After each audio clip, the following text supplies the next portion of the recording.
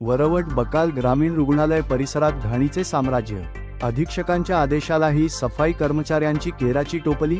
रुग्णांच्या आरोग्याचा प्रश्न ऐरणीवर। संग्रामपूर तालुक्यातील मध्यस्थ ठिकाण असलेले वरवट बकाल येथील ग्रामीण रुग्णालय परिसरात गेल्या अनेक दिवसांपासून ओला व सुका कचरा, प्लास्टिकच्या पिशव्या, भाजीपाल्याचा टाकाऊ कचरा तसेच विविध प्रकारचा घाणकचरा साचलेला असल्याने रुग्णांच्या आरोग्याचा गंभीर प्रश्न निर्माण झाला आहे। मिळालेल्या माहितीनुसार ग्रामीण रुग्णालयाचे अधीक्षक श्री हाके यांनी काल 4 ऑगस्ट सायंकाळी संबंधित सफाई कर्मचाऱ्यांना रुग्णालयाच्या संपूर्ण आवारातील ओला व सुका कचरा तातडीने साफ करून त्याची योग्य विल्हेवाट लावण्याचे स्पष्ट आदेश दिले होते।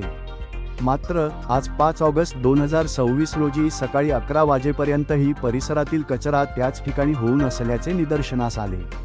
त्यामुळे अधीक्षकांच्या आदेशालाच संबंधित कर्मचाऱ्यांनी केराची टोपली दाखवल्याची चर्चा परिसरात सुरू आहे। सध्या पावसाळ्याचा हंगाम सुरू असून डेंग्यू, मलेरिया, हिवताप, अतिसार, डायरिया, खोकला तसेच इतर संसर्गजन्य आजारांचा प्रादुर्भाव वाढण्याची शक्यता आहे।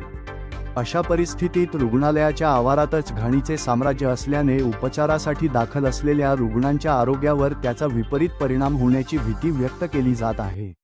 विशेष म्हणजे रुग्णालयासमोरील कर्मचाऱ्यांच्या वसतिगृहाजवळ प्लास्टिकच्या पिशव्या, भाजीपाल्याचा टाकाऊ कचरा व इतर घाणीचे ढीग स्पष्टपणे दिसून येत आहेत। यामुळे परिसरात दुर्गंधी पसरत असून डास व माशांचे प्रमाण वाढण्याची शक्यता निर्माण झाली आहे।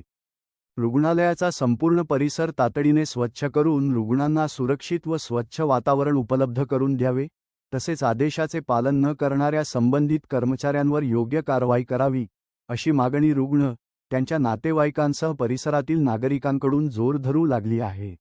बाकीच्या लोकांनी थोडं लक्ष दिलं पाहिजे। जे आपले बॉडीचे लोक आहेत, या सर्वांना विनंती आहे की सर्व लोकांवर योग्य ते कारवाई करून बिलकुल मार्गदर्शनासारखंच काम करायला पाहिजे। रुग्णालय हे पूर्ण आवारात स्वच्छता पाहिजे, कारण हे आताचं जे वातावरण आहे त्या वातावरणानुसार आज लूज मोशन आहे, उलटे आहेत, काही आहे, बाकीच्या औषधासुद्धा इथं उपलब्ध नाही आहेत। काही आवारातच जर असं घाणीचे साम्राज्य आहे तर विशेषच नाही काही।